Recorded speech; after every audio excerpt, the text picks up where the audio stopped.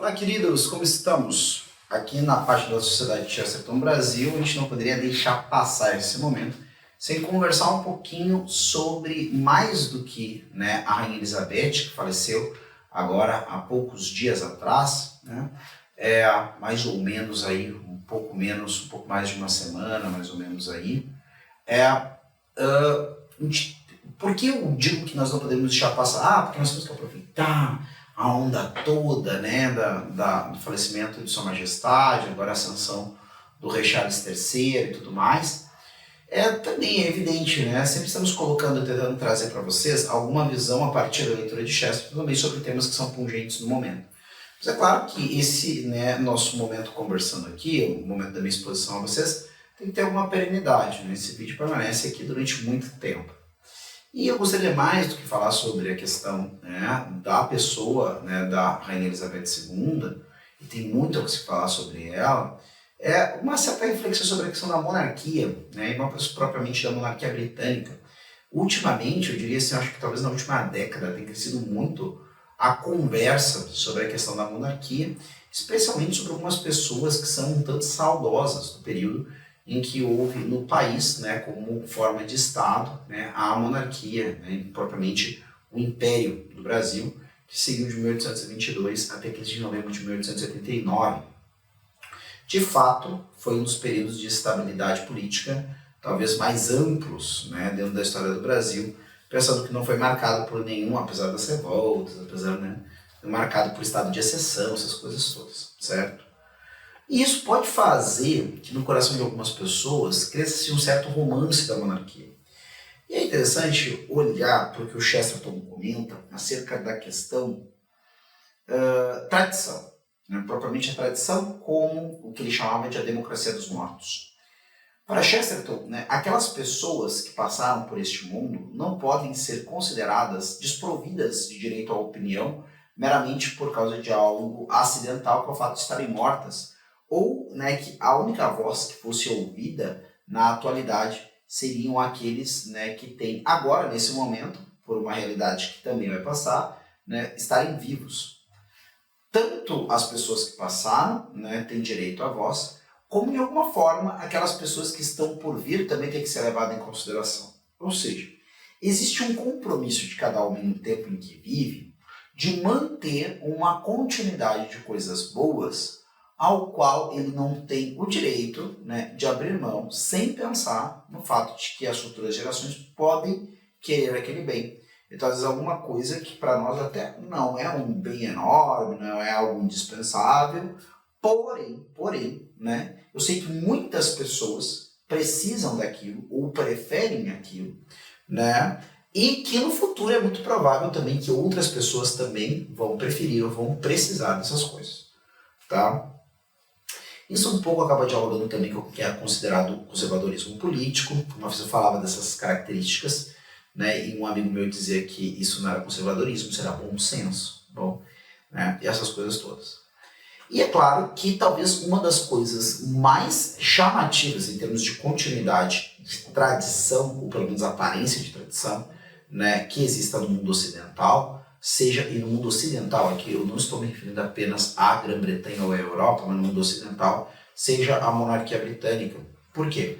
Porque dentro desses processos um Estado monárquico que, claro, com diversos momentos e também abalos, trouxe adiante uma tradição política e assim por diante, relacionada especialmente política, relacionada com uma linha que começa há quase 1000 anos atrás, com um momento fundamental, com o começo dessa linha começando há mais de 1000 anos atrás. Se nós vamos olhar ainda os reis que vieram antes da reconquista de Guilherme o Conquistador. Para quem não conhece nada da história da Inglaterra, geralmente se conta os reis, fulano I, fulano II, e assim por diante, na Inglaterra, a partir de Guilherme o Conquistador, que invade o país em 1066. Não somente invade, querendo, não, eu vou lá porque eu tenho mais força, eu vou dominar todo mundo, mas porque havia um parentesco dele com a casa regente daquele momento, e ele considera que existem direitos a serem reivindicados. Então existe uma longa continuidade dentro da cultura britânica a partir da questão da monarquia. E a primeira coisa que eu pontuaria é o seguinte: para alguns de nós, talvez especialmente por uma certa mentalidade republicana que nós temos, ou até cientificista, nós consideramos que o Estado ele é algo que está lá para resolver problemas, né? Ou resolver questões, tá? E que a nossa lealdade não precisa estar ligada, né, de maneira direta a uma pessoa impessoal, né, a uma pessoalidade. Mas é curioso como parece que nos nossos tempos e em vários outros tempos, mais do que o nosso até, as pessoas sempre precisam de uma relação pessoal que seja o elemento que dá liga na sua lealdade ou na sua colaboração dentro de um grupo maior. E que só a ideia de se comprometer com uma causa, com uma instituição sem rosto, muitas vezes, e existe isso com certeza, mas muitas vezes resultou nas formas mais aviltantes de fanatismo, né, que nós temos.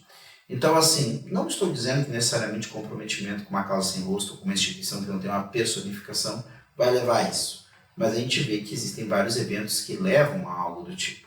E parece que existe, né, uma natural tendência do ser humano a querer se identificar com alguém e fazer as coisas também motivado pela sua relação pessoal de lealdade com alguém. Porém, se isso está correto, por outro lado, um Estado monárquico não é coisa que se invente, né? Ah, Rodrigo, mas se todas as pessoas de uma sociedade, né, decidirem então que a melhor forma de Estado é a monarquia. Bom, pode acontecer. Mas precisa existir algumas coisas anteriores, entre elas, né, um código cultural, um código moral, e eu diria até mesmo, né, uma certa unidade de visão religiosa, certo? Que é um ponto fulcral da visão de mundo de alguém. A pessoa crê que existe Deus ou não existe Deus, de que forma se relaciona-se com esse Deus, certo? É algo fundamental, é o ponto de partida, né?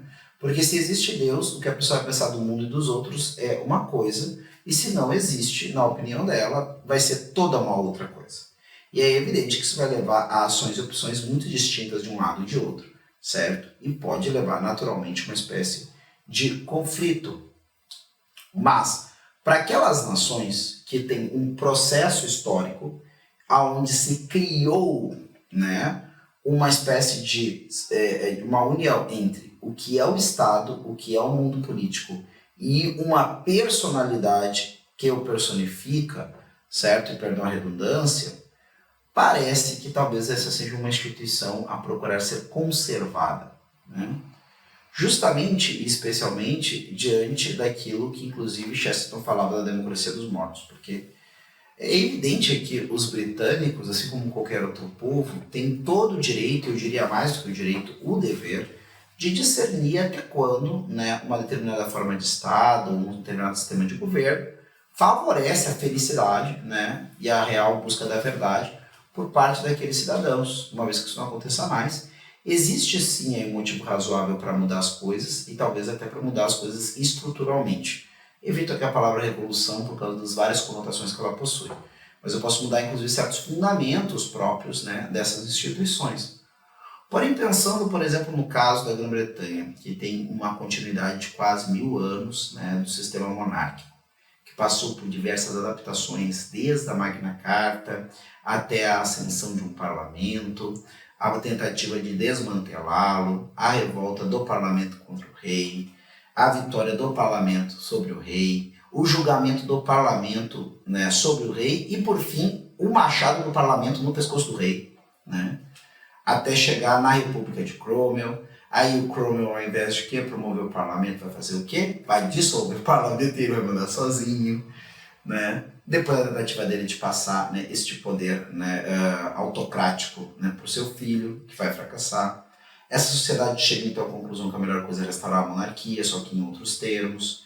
Vem Carlos II, aí depois vem James II, é deposto porque é católico e quer um absolutismo. Aí vem Mary e Guilherme de Orange, são reis ambos ao mesmo tempo, não tem uma rainha nem um rei nem um príncipe consorte, ambos são reis ao mesmo tempo.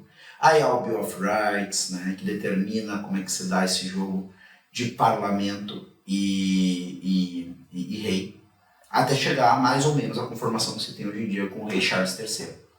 Então, percebam, em todos esses momentos, né, da história britânica, aqui, que é o nosso exemplo, houve um diálogo mais ou menos, né, generoso por parte dos vivos com aquelas instituições que foram legadas pelos mortos. E alguma vez até mesmo a necessidade de retroceder em decisões radicais. Hoje em dia, a monarquia na Grã-Bretanha, né, ela existe como resultado de um largo processo de transmissão de um legado e de uma significação desse legado por parte da geração que o recebeu. O que eu penso que seria algo desastroso? Para uma nação que não é monárquica e que acha maravilhoso o modelo da Grã-Bretanha, tentar colocar por canetaço uma monarquia no seu país sem haver contexto e estrutura cultural para isso. Isso vale para o Brasil, isso vale para outros lugares que já foram monarquias, ou mesmo para os lugares que não foram monarquias. Hoje em dia a impressão que eu tenho é que se tentasse, se um grupo tomasse o poder e tentasse impor hoje uma monarquia, ia ser uma coisa que ia cair na reticulária popular, porque as pessoas não têm estruturas mentais para entender, ou mesmo para que fosse necessário a existência de uma figura como a monarquia. Me parece que esse é o estágio brasileiro, minha leitura, né, que não vale, na minha opinião, né, uma grande coisa, simplesmente uma opinião. Mas, no caso da monarquia britânica, né, nós podemos perceber claramente que se chega a um lugar aonde seria, e eu acredito que sim, realmente, né, ruim, para não dizer desastroso, mas ruim, que houvesse, né, naquele país um desmantelamento da monarquia sem levar em consideração tudo o que se construiu ao longo dos séculos para chegar à forma em que ela está. Né? E uma forma que previne, por exemplo, a ascensão de aventureiros populistas no governo, uma forma que dá sensação de estabilidade ao país, uma forma, né, que inclusive permite aos britânicos compreenderem que, de mais ou menos intuírem, apesar que isso não é universal, na minha opinião, o Brexit só foi aprovado porque houve uma grande letargia de uma massa da população que, se pudesse ser consultada, ia optar por permanecer na União Europeia, muito provavelmente por todos os motivos errados, certo? Mas motivos errados que eu digo é o seguinte: existem benefícios e vantagens econômicas e financeiras que vêm de dentro da União Europeia. E eu particularmente acho que um povo não pode ponderar o seu destino somente em cima disso, né? Mas é isso que eu digo. Mas o que acontece ali é o seguinte: é interessante que se incomode especialmente com certas posturas universalizantes da União Europeia. Isso também é uma coisa complexa, que pode ser analisada cada caso a caso. Mas imaginando que a queixa de várias pessoas, né, que fazem parte do bloco europeu é verdadeira, né, ou seja, que lá a partir de Bruxelas se tenta nivelar, né, as posturas e as políticas de todo o continente, ignorando especificidades próprias de cada localidade, é interessante que um país que aparentemente tem uma grande tradição de continuidade de transmissão, né, de certas instituições, sobre elas e a mais emblemática a monarquia, seja ao mesmo tempo também o país mais incomodado, né, com essa dependência, né, de um grupo que tem sido chamado por alguns de os burocratas de Bruxelas, talvez porque de fato acabam fazendo leis pensando que a vida das pessoas se resolve na equação e não, né, se aproximando do drama particular de cada localidade, que faz parte dessa colcha de retalhos chamado Europa, né?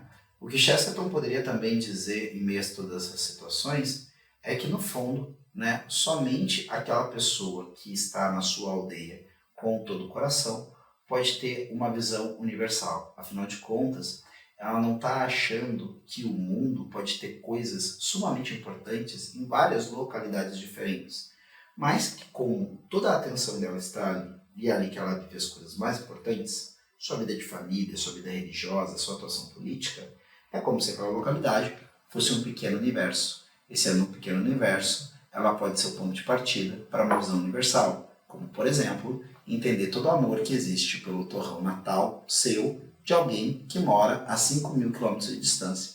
Esse homem que ama tanto a sua terra, quando ouvir um estrangeiro falando do amor da sua terra, vai entender perfeitamente o que ele quer dizer, porque esses são sentimentos universais, mesmo que vividos em ambientes muito localizados. E talvez um sentimento bastante universal que é vivido especialmente, né, em locais, em ambientes bem localizados, é esse sentimento de que a nossa lealdade se apega muito mais a uma pessoa em concreto do que, né, a instituições abstratas, certo? Então, acho que isso pode iluminar um pouco, dar algumas ideias nesse vídeo que é para ser rápido, tá, sobre essa questão, né, especialmente, né, do porquê, né, a monarquia britânica, apesar de incompreensível para muitos, continua impactando, e tantas pessoas que não entendem muito bem por que ela existe, sentem também no coração, né, um desejo que ela continue a existir. Eu fico por aqui e convido sempre vocês a ler Chesterton. Né? Não deixe de visitar a nossa livraria, né, conferir, né, as nossas promoções, né, curta esse vídeo, se inscreva no canal e compartilhe com quem você sabe que vai gostar desse conteúdo. Até a próxima!